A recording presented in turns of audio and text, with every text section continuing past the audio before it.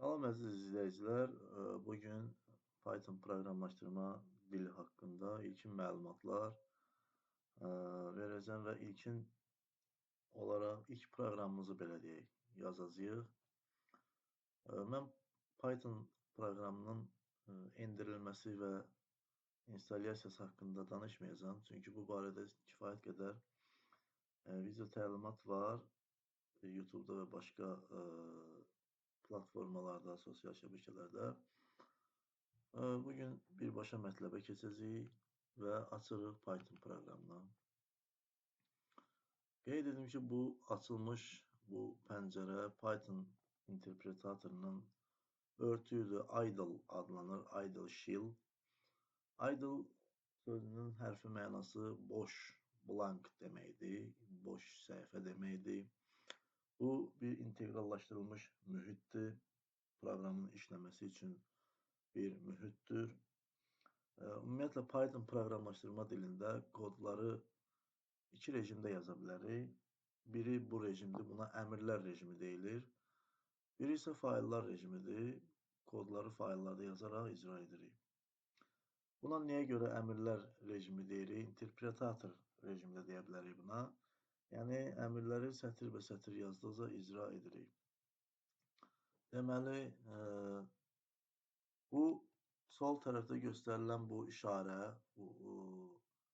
ard-arda 3 dənə böyüdür işarəsi deyək buna. Bunun adı çağırış işarəsidir. Çağırış. Python'da buna çağırış işarəsi deyilir. Biz bu işarə olan sətirdə kodları yazırıq, əmrləri yazırıq, əmrləri daxil edirik və Enter düyməsini sıxmaqla birbaşa proqram bunu yazdığımız əmri icra edir.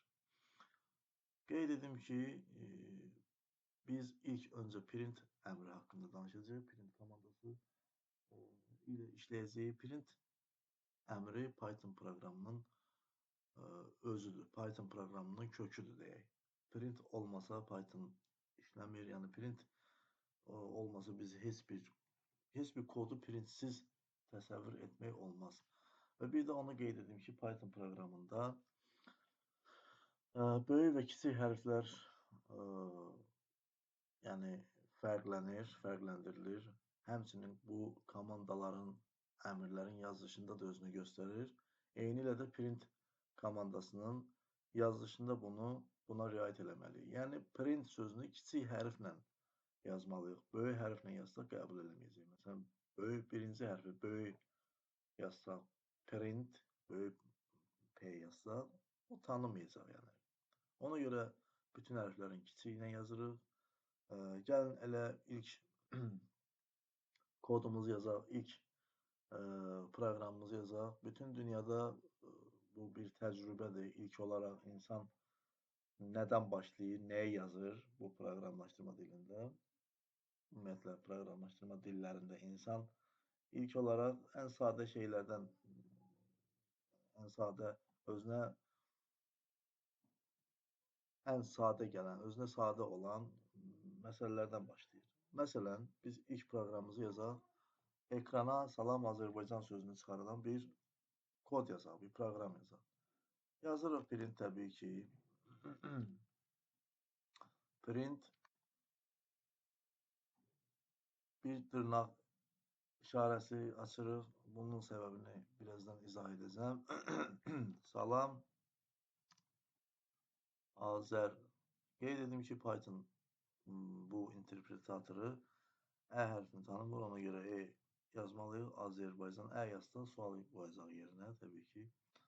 Azərbaycan və dırnağı bağlayırıq, mötərizəni bağlayırıq.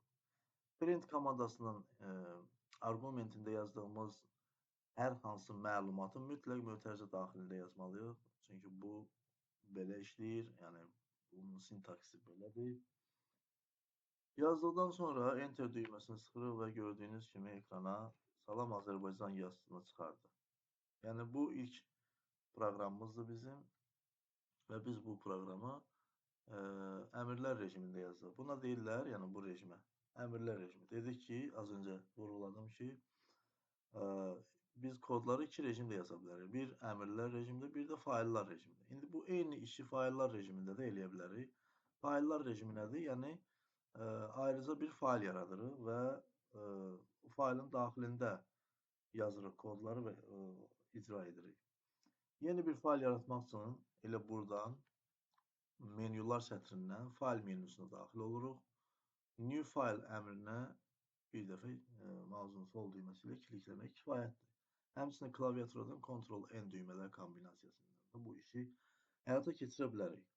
New file və artıq bizim faylımız yarandı. Yeni fayl yarandı. Bu faylda kodları yazacağıq, yaza bilərik, amma bu kodları icra eləməkdən ötəri mütləq bu faylı yaddaşa vermək lazımdır. Ona görə mən elə əvvəlcədən kodu yazmazdan öncə faylı yaddaşa verməyi görürəm.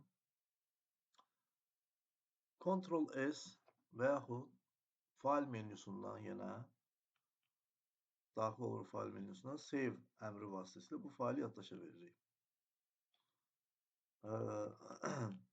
Təbii ki, biz buna ad təyinləməliyik. Məsələn, ilk proqramım olaraq bir ad verə bilərik.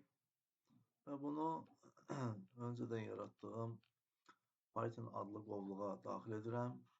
Save.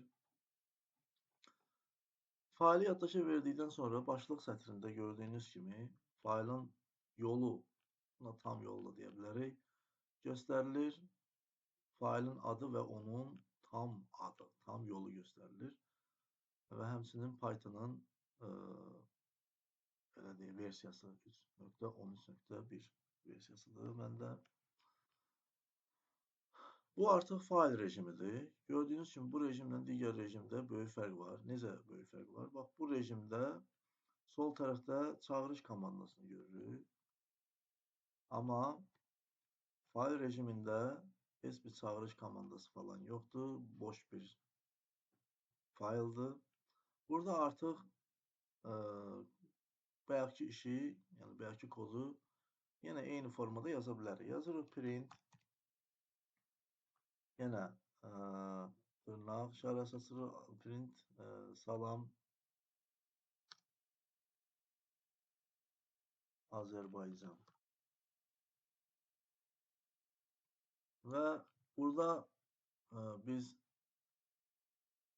Enter-lə icra edə bilmərik. Enter düyməsini vuranda artıq yeni bir sətrə keçmiş olur kursor. Bax, diqqət eləsəz, mən hal-hazırda kursor burada yanıb sönür, düzdür. Mən Enter düyməsini vurandan sonra kursor keçdi yeni sətrə. Burada Enter düyməsi ilə icra etmirik. Burada Run, menyular sətrində Run əmri var. Bunun üzərinə vurduqda Run modul, bu modulu icra et.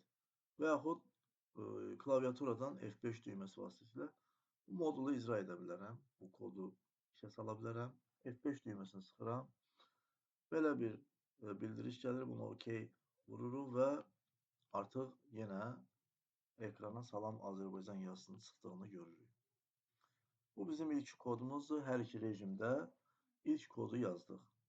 Növbəti video dərsdə, video izahda biraz daha dərinliklərə girəcəyik.